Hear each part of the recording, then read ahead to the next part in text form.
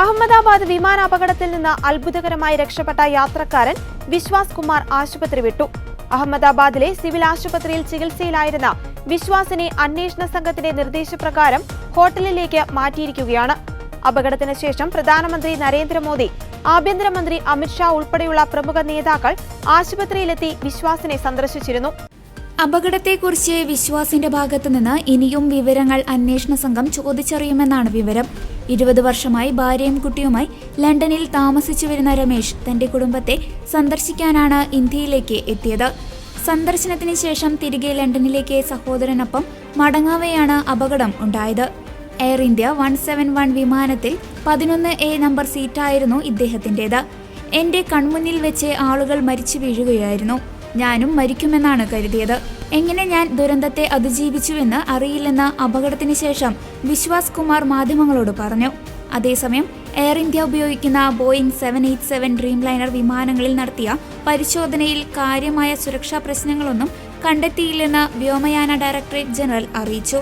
വിമാനങ്ങളും അതിന്റെ അറ്റകുറ്റപ്പണികളും സുരക്ഷാ മാനദണ്ഡങ്ങൾ പാലിക്കുന്നതായും DGCA വിലയിരുത്തി. എയർ ഇന്ത്യക്ക് ഏറെ ആശ്വാസം പകരുന്നതാണ് DGCAയുടെ വിലയിരുത്തൽ. അഹമ്മദാബാദ് വിമാനാപകടത്തിന്റെ പശ്ചാത്തലത്തിലാണ് എയർ ഇന്ത്യ ഉപയോഗിക്കുന്ന എല്ലാ ബോയിങ് 787, 8, 9 ഡ്രീംലൈനർ വിമാനങ്ങളിലും അധിക സുരക്ഷാ പരിശോധനയ്ക്ക് DGCA നിർദ്ദേശം നൽകിയത്. 33 ഡ്രീംലൈനർ വിമാനങ്ങളാണ് എയർ ഇന്ത്യക്കുള്ളത്. മറ്റ് ഇന്ത്യൻ കമ്പനികൾക്ക് സ്വന്തം ഡ്രീംലൈനർ വിമാനങ്ങളില്ല. അഹമ്മദാബാദിൽ അപകടത്തിൽപ്പെട്ടത് 787 ഡ്രീംലൈനർ വിമാനമാണ്. 33 എണ്ണത്തിൽ 26 എണ്ണത്തിന്റെ വിദഗ്ധ പരിശോധന ഇതുവരെ പൂർത്തിയാക്കി. നാളെ ഒരെണ്ണം കൂടി പൂർത്തിയാക്കും. 4 വിമാനങ്ങൾ പരിശോധിച്ചു വരുന്നു. സർവീസ് നടത്താത്ത 2 എണ്ണം ഡൽഹിയിലുണ്ട്. ഇവ സർവീസിനെ തയ്യാറാകുന്ന മുറയ്ക്ക് പരിശോധിക്കും.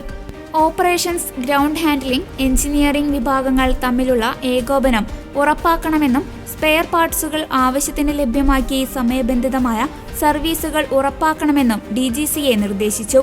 ജൂൺ 12 ഉച്ചയ്ക്ക് 1:39 ഇന്ത്യയെ നടുക്കിയ ആകാശ ദുരന്തം നടന്നത്.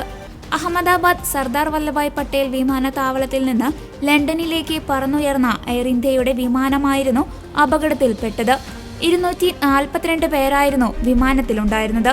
ഇതിൽ ഒരാളൊഴികെ 241 പേരും മരിക്കുകയായിരുന്നു. പറന്നുയർന്ന നിമിഷങ്ങൾക്കുള്ളിലായിരുന്നു വിമാനം ഇടിച്ചിറങ്ങിയത്. BJ മെഡിക്കൽ കോളേജിലെ മെഡിക്കൽ വിദ്യാർത്ഥികളുടെ മെസ്സിലേക്കും PG വിദ്യാർത്ഥികളും സ്പെഷ്യൽ വിഭാഗത്തിലുള്ളവരും താമസിക്കുന്ന ഹോസ്റ്റലിലേക്കുമായിരുന്നു വിമാനം ഇടിച്ചിറങ്ങിയത്. വിമാനത്തിലുണ്ടായിരുന്ന യാത്രക്കാർ അടക്കം മെസ്സിൽ ഭക്ഷണം കഴിച്ചുകൊണ്ടിരുന്നവരും ഹോസ്റ്റലിൽ ഉണ്ടായിരുന്നവരും അപകടത്തിൽ മരിച്ചു.